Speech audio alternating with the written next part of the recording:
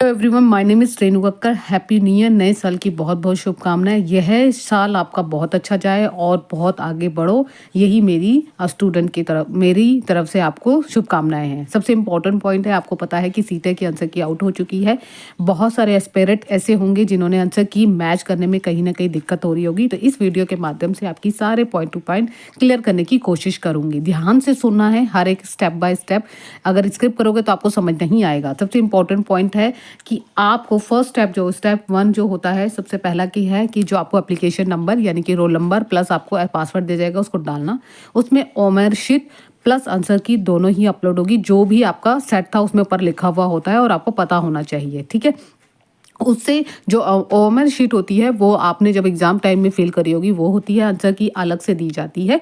पूरा का पूरा पीडीएफ होता है जिसमें कहीं ना कहीं बच्चों को मैचिंग करने में दिक्कत आती है। तो फर्स्ट स्टेप है, इनको डाउनलोड कीजिए। अगर डाउनलोड करने में दिक्कत आती है तो मुझे अपना एप्लीकेशन नंबर और जो रोल नंबर है और देन पासवर्ड है वो बता सकते हो, मैं आपको दे दूंगी, ठीक है। सेकंड स्टेप होता है आपका जो इंपॉर्टेंट होता है, सबसे नंबर 2 पे जो स्टेप जो बच्चों को नहीं है। देखिए यहाँ पे सबसे इंपॉर्टेंट पॉइंट है कि ओएमआर शीट को और आंसर शीट को कैसे मैच करना है। सबसे पहला पॉइंट तो यही है कि आपको ध्यान से देखिए, यहाँ पे ध्यान से समझिए, मैं इसको चीज़ को बताई जो आपकी यहाँ पे 2 होती है लैंग्वेज। एक तो लिखा होता है एम, यहाँ पे लिख के दिखा देती हूँ, एमएससी लिखा होता है, एक एसओएस लिखा होता है ऊपर।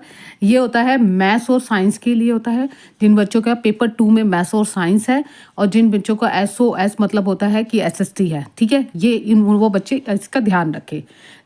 Third point is very important, इसको ध्यान से सुनिए। थर्ड पॉइंट जो है, अब इनको मैचेस कैसे करनी है। देखिए यहाँ पर जो आंसर की होती है वो पूरी की पूरी अपलोड होती है, उसमें सारे सेट लिखे हुए होते हैं ऊपर की तरफ कि आपका सेट कौन है। सपोज आपने सेट वहाँ पे लिख दिया MNO, इन तीनों में से कोई भी आपका एक सेट है। सपोज मैं एग्जांपल के तौर पर बता रही हूँ, एम सेट है, तो एम सेट में आपको अगर आपका मैथ्स और साइंस है, वहाँ पे ऊपर लिखा होता है कि MSC यानी साइंस वाले मैच करेंगे।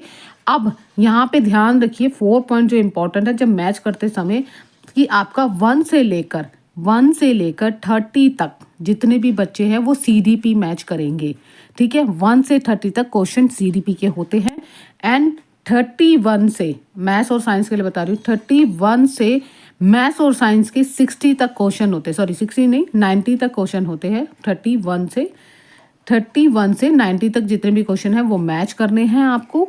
इसी में ही मैथ्स है और इसी में ही साइंस है। लेकिन एसएसटी वाले स्पेशल सुनिए, 31 से 90 तक उनके जो क्वेश्चन होंगे वो एसएसटी के होंगे, वो मैच करने हैं। यहाँ तक आपका सेम रहता है, इसमें कोई चेंजेस नहीं है। जो भी आपकी सेट है उसको जरूर ध्यान रख के अपना मैच करना शुरू करिए।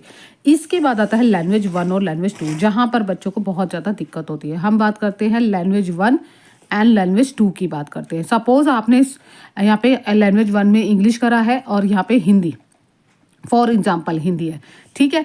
अब आपने एग्जाम भरते समय आपने लैंग्वेज भरी होगी, आपको अगर याद नहीं है तो अपना एडमिट कार्ड डाउनलोड कर रखा होगा, उसमें देख लीजिए आपने कौन सा भरा है। सपोज आपने इंग्लिश हिंदी भरा है।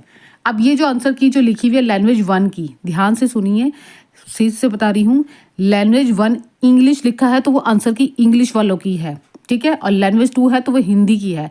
अब आपको मैच कैसे करना है, इस चीज़ का ध्यान रखिए, ठीक है। अब आपको मैच कैसे करना है, सपोज आपने लैंग्वेज 1 जो है हिंदी है, ठीक है, वो हिंदी आपने भरा है, लैंग्वेज 1 हिंदी भरा है, लेकिन वो आंसर की किसकी है, इंग्लिश की। और आपने अगर लैंग्वेज 2 में यहाँ पे सपोज हिंदी की है, तो आपने लैंग्वेज पहले 1 की बात करते हैं, लैंग्वेज 1 हिंदी भरा है, तो आपको कहाँ से कहाँ तक चेक करना है। लैंग्वेज 1 हिंदी वाले नीचे वाली जो आंसर की है, हिंदी वाले नीचे वाली जो आंसर की है हिंदी की लिखी है, उसको कहाँ से कहाँ तक मैच करना है, 91 से लेकर 120 तक मैच करना है। 91 से लेकर 120 तक नीचे वाली जो आंसर की है, जहाँ पे आंसर की लिखा है हिंदी की है, वो उसको मैच करना है। और जिनका सेट, जिन्होंने इंग्लिश चूज करी है सेकेंड लैंग्वेज में, तो वो भरेंगे जहाँ पर इंग्लिश लिखा हुआ है, इंग्लिश लैंग्वेज लिखा होगा आंसर की है, तो उसको मैच करेंगे सेकेंड लैंग्वेज चूज करने वाले, वो करेंगे। वो आपको भी पता है कि 121 से लेकर 150 तक, यहाँ से सुनिए, 121 से लेकर 150 तक मैच करेंगे। इस तरीके से मैच करेंगे तभी आप मैच कर पाओगे। दोबारा एक बार समझा देती हूँ, लैंग्वेज 1 वाले जिन्होंने हिंदी चूज करी है, वो लैंग्वेज 2 में जो हिंदी लिखा होगा वो आंसर की होगी उसकी, उसको मैच करना है 91 से 120 तक। और जिन्होंने सेकेंड लैंग्वेज इंग्लिश चूज़ की है वो फर्स्ट करेंगे, क्योंकि उसमें ऑलरेडी लिखा हुआ है कि इंग्लिश आंसर की है, तो वो मैच करोगे। वो कहाँ से करोगे? 121 से 150 तक मैच करनी है। अभी भी अगर आपको डाउट होता तो मुझे कमेंट्स बॉक्स में कमेंट्स करना, तो मैं आपको और क्लियर करूँगी।